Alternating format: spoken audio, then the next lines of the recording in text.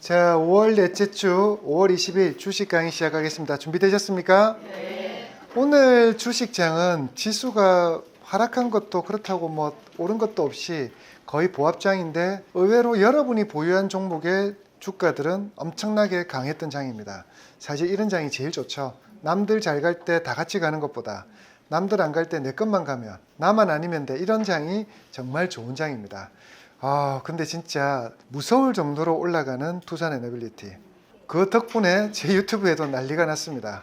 제 유튜브에 투산 에너빌리티와 원전 르네상스 올려놓은 글이 조회수가 좀 폭발적으로 터졌고요. 근데 사실 최근 들어서 유튜브 보시면 투산 에너빌리티 추천하는 분들 꽤 많습니다.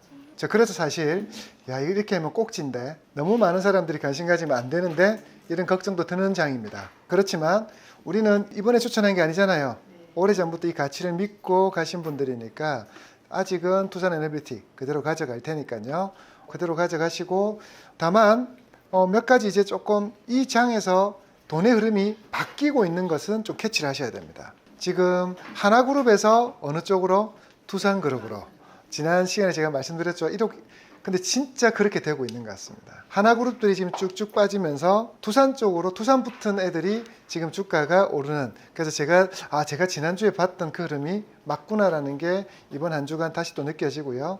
그리고 기존에 잘 나갔던 애들이 자금이 조금씩 빠지면서 이제 조금 소외됐던 녀석으로 자금 이동하나 이런 느낌이 좀 드는 게 또 이번 주 장일 것 같습니다. 자, 이런 여러 가지 생각들을 하나씩 좀 이야기를 정리해서 이야기해 볼게요. 자, 첫 번째로 여러분하고 이야기할 건 어제 여러분 들으셨죠? 어제 우리나라 주식시장이 이것 때문에 떨어졌다라고 하는데 사실 이해가 안 되죠. 미국의 신용등급이 강등됐다라고 우리나라 주식시장이 떨어지다니.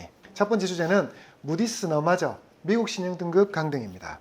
미국의 신용등급을 이야기하면 많은 분들이 깜짝 놀라는 게 미국이 전 세계에서 신용등급이 가장 좋은 나라라고 생각하는데 그렇지 않습니다. 미국의 신용등급은 S&P가 2011년 8월 5일 날 역사상 최초로 가장 높은 신용등급에서 한 단계 등급을 낮춰서 신용등급을 강등시켰죠. 자, 스탠다드 앤 푸어스가 한 14년 전에 강등을 시켰고, 그리고 2023년 2년 전에 피치사가 2023년 8월 1일에 또 신용등급을 강등을 시켰고요. 그리고 이번에 무디스에서 신용등급을 강등을 시켰습니다. 이제 그러니 지금 세계 3대 신용평가사거든요. 이 세계 3대 신용평가사들이 기업과 국가의 신용을 평가하고 그 평가 등급에 따라서 돈들이 이동하는 굉장히 중요한 위치에 있는 아이들이죠. 자, 이런 애들이 평가를 했는데 드디어 두 회사는 오래전부터 미국은 너무 부채가 많아서 세계 최대의 신용등급을 받을 수 있는 자격이 없다라고 이야기하면서 일찍부터 단계를 낮췄고, 피치는 2년 전에, 그리고 무디스는 버티다 이번에 신용등급을 강등시켰습니다. 강등시킨 가장 큰 이유는 미국 부채가 몇 조예요? 36조 달러. 하나로, 자, 이 돈이 어느 정도인지 저도 감도 안 오는데요. 하나로 5경 원이라 그럽니다. 5경 원.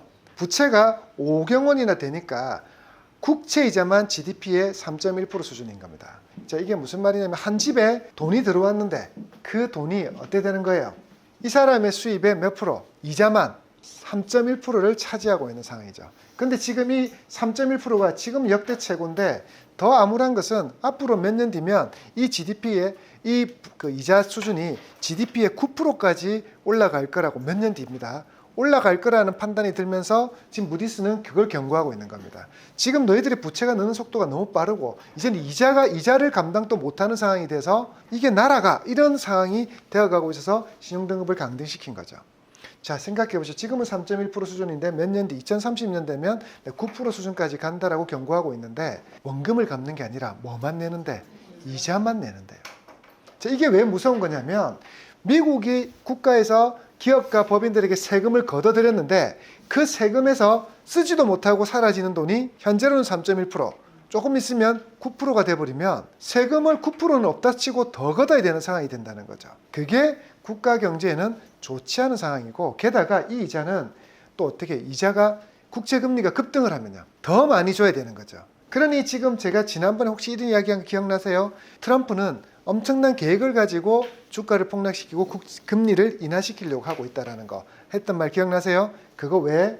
국채에 대한 이자 부담을 낮추기 위해서예요. 시중에 이자가 떨어져야지만 3.1% 수준이 아니라 이자가 절반으로 떨어지면 2%대로 떨어질 수 있는 그런 상황이 되고, 그러면 그만큼이 미국에는 자기들 쓸 수 있는 가용 자금이 될 수 있기 때문에 그렇게 하려고 애를 쓰고 있는 거죠. 자, 그래서 부채가 지금 너무 많다, 국가 부채가. 그래서 가끔 뉴스에 보면 셧다운 이야기가 나옵니다. 미국 연방정부 셧다운 위기 이런 말 나오는데 너무 걱정하지 마. 1년마다 그 짓을 합니다. 1년마다 그 짓을 하는 가장 큰 이유가 뭐냐면, 우리나라는 돈 없으면 여기서 땡기고 저기서 땡기고 하면서 재정을 충당을 시키는데, 미국은 딱 이만큼 세팅되어 있으면 여기서 세팅해서 더 늘릴 때는 상하원에서 의결을 거쳐야 되는데, 그 의결을 돈 더 쓰지 마라, 집권당은 더 쓰고 싶다, 그리고 야당은 뭐 더 쓰지 마라, 그걸 첨예하게 대립하면서 그 표결이 늦어지면 셧다운이 된다 그럽니다.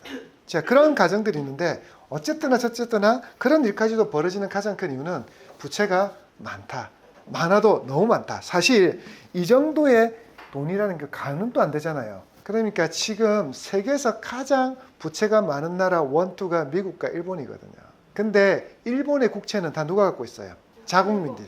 자국민들이 갖고 있어서 괜찮은데, 미국에는 이렇게 많은 부채를 국채로 조달하고 있는데, 그 국채를 대부분 자기 나라 국민들도 많이 갖고 있지만 해외에서도 꽤 많이 갖고 있으니 이게 혹시나 나중에 매도가 일어나면 부담이 또는 상하는 요구들이 들어올 때 부담이 되지 않을까를 걱정하고 있는 거죠.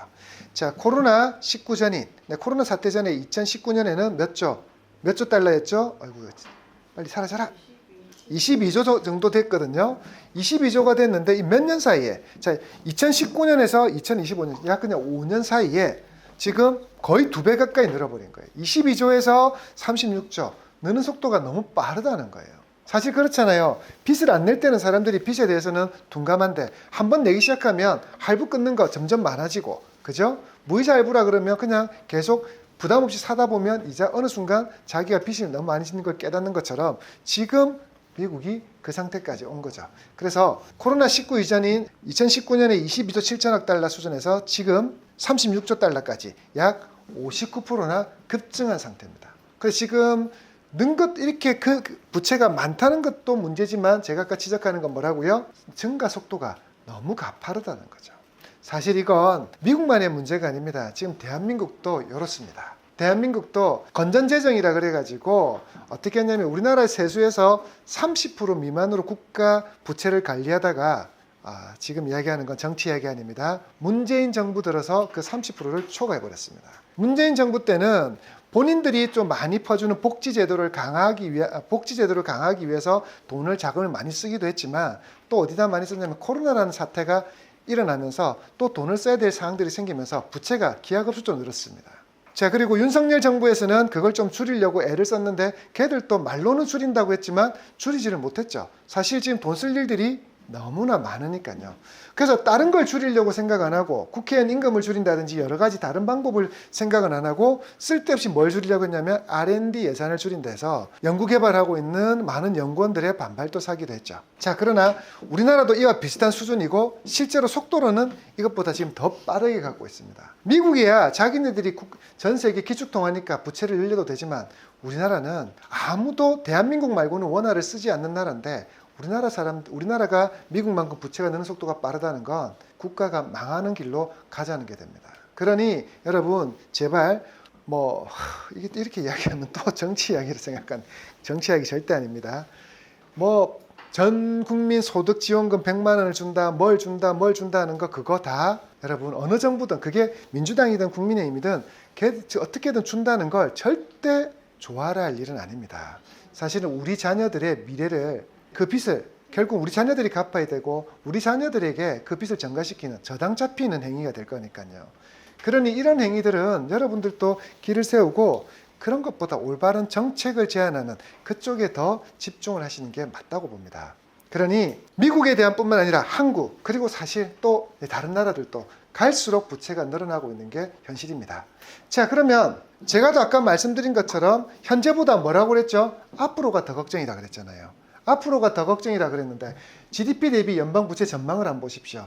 2차 세계대전 이후 GDP 대비 연방부채가 106%, 처음으로 100%를 넘었죠. 그러니까 국가 총생산에 비해서 부채가 106%, 자기가 1년 동안 생산하는 것보다 자신들이 1년 동안 가지고 있는 빚이 더 많았던 시기가 2차 대전입니다. 왜 그랬나요? 네, 2차 대전 이후에 전쟁 피해 국가들, 그리고 독일 지원, 영국 지원, 이런 것 지원을 하면서 미국이 모든 지원들, 유럽의 재건에 모든 재원들을 쏟아부었기 때문에 이때는 특수 상황입니다. 폐허가 됐잖아. 유럽은 전쟁으로 2차 대전으로 인해서 그 폐허가 된 그 유럽 국가들을 다 재건하는데 미국의 전체적인 자금들이 들어갔죠. 그걸 마셜 플랜이라 그러나 아마 그럴 겁니다. 마셜 플랜이라는 플랜에 따라서 유럽의 재건 사업을 벌렸고, 그 재건 사업을 하는 데 있어서 미국의 자금에 오롯이 의존해야 되니까 이때는 기하급수로 커졌죠. 물론 그리고 나서 그 후로 그들에게 조금씩 전쟁 배상금을 받으면서 부채를 줄였는데, 안정적으로 관리되고 있다가 최근 들어서 보이시나요? 갑자기 들어서죠. 자, 이때가 공교롭게도 어느 시기인 줄 아십니까? 트럼프 집권 시기, 그리고 바이든 집권 시기입니다. 트럼프 이전에 오바마 때까지 안정적으로 관리되었던 미국 재정이 이때부터 고삐가 풀린 망아지처럼 급증하고 있습니다. 왜? 트럼프도 그랬고, 네, 바이든도 그렇고 계속 어떤 거 선심성 제안들을 너무 많이 했으니까요.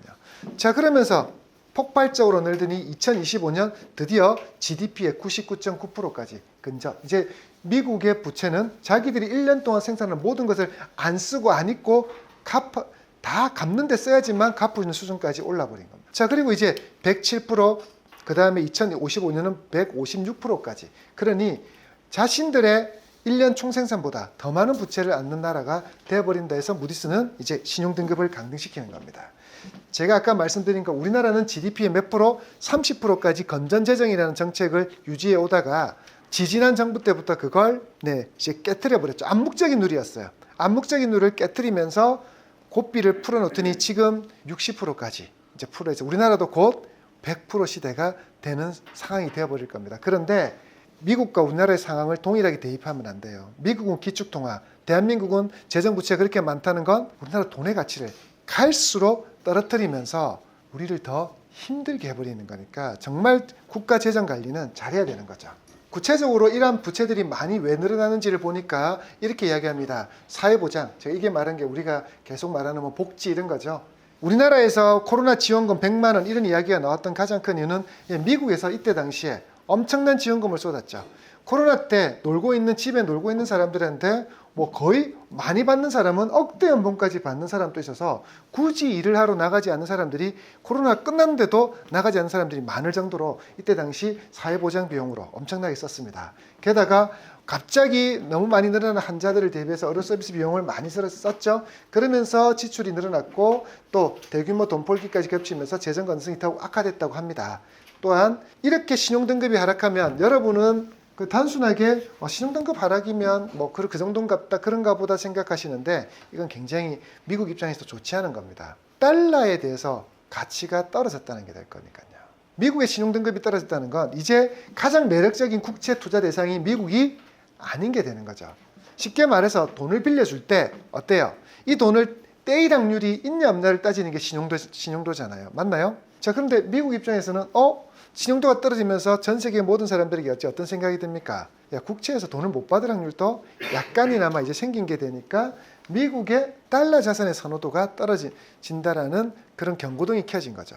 그러면서 실제로 이 신용등급 주말에 발표나고 그리고 어제 장 초반에는 미국 나스닥 선물지수 한 2% 가까이 떨어지고 시작을 했습니다.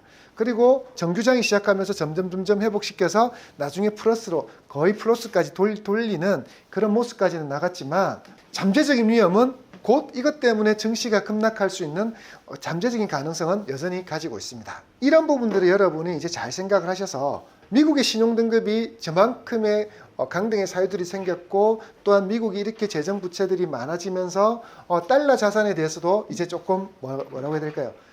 좀 달러가 강할 수 있는 여건들이 사라지고 있다는 것을 감안하셔서 이제 여러분은 어떻게 생각하셔야 됩니까? 만약에 달러를 투자하고 있는 분들이라면 어떻게 해야 될까요? 보유 달러를 조금 이제 매도를 해야 되는 그런 상황도 될 수 있을 거고요. 그리고 특히나 국채에 지금 투자하고 계신 분이 있다면 특히 부자자산가들은 국채에 꽤 많은 투자를 하고 계시거든요. 여기에 대해서는 이제 국채에 대한 투자를 좀 비중을 줄여야 되지 않나 이런 고민들도 해봐야 될 시기입니다. 되셨나요? 자, 그래서 그런 건지 미국의 달러들을 지금 팔고 미국의 국채들을 팔아서 지금 대체 자산을 지금 전 세계에서는 아시아 증시로 보고 있는 것 같습니다. 원래는 미국의 국채를 일본, 그 다음에 중국 많이 갖고 있었는데 중국이 지금 보유 국채를 많이 줄여서 3위까지 내려왔습니다. 그렇게 해서 지난번에 우리 왜 급락했잖아요. 증시 급락할 때 중국 애들이 좀 차익을 많이 실현했다 썰이 있었는데 실제로 지금 시간 지나서 보니까 중국 애들이 미국 국채를 많이 매도했구나라는 게 드러났습니다. 그리고 그 돈이 다 어디로 들어갔나 했더니 자국의 증시로 또는 아시아 증시 다른 자산으로 투자가 좀 많이 되어 있는 게 나타나 있습니다. 자, 그래서 여러분 이제는 조금 이런 생각도 듭니다. 최근 들어서 물론 여전히 미국의 증시는 좋기는 한데 예전만치 않죠. 근데 요즘 증시가 좀 괜찮은 게 한국도 좀 많이 올랐지만 중국 주식이 꽤 괜찮아지고 있습니다. 그래서 자금의 이동이 이렇게 조금씩 일어나고 있는 건가? 아직 이건 미국의 신용등급 하락으로만 가지고 이야기할 건 아니지만 조금 뭔가의 자금의 이동의 변화가 이런 걸로 인해서 더 가속화되지 않을까 이런 생각이 듭니다. 그래서 미국의 주식의 비중을 줄이고 아시아 주식으로 조금 늘려야 되나 이런 고민도 드는 그런 시기라고 봐주시면 좋을 것 같습니다. 요거는 한 번 더 조금 더 추적 관찰해서 차후에 한 번 더 리뷰, 이로 인한 어떤 영향이 있는지는 다시 한번 리뷰를 해드리겠습니다.